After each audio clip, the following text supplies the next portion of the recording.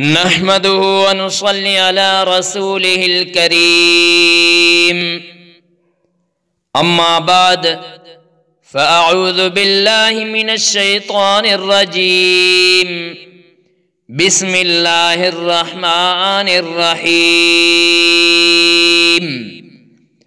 فضائل وضو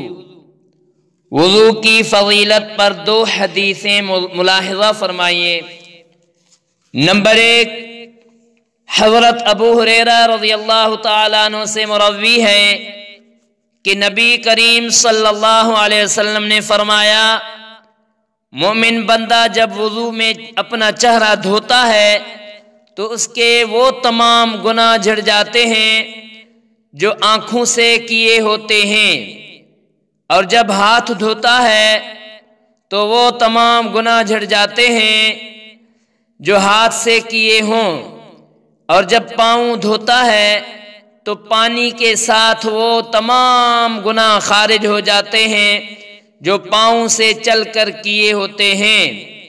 یہاں تک کہ وہ گناہوں سے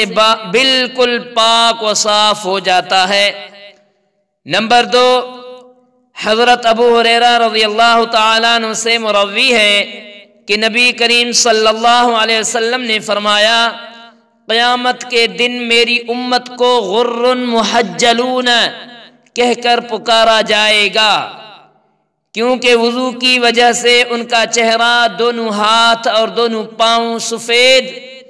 اور چمکدار ہوں گے، لہذا جو شخص اپنی اس سفیدی و چمک کو بڑھانا چاہتا ہو وہ ایسا ضرور کرے۔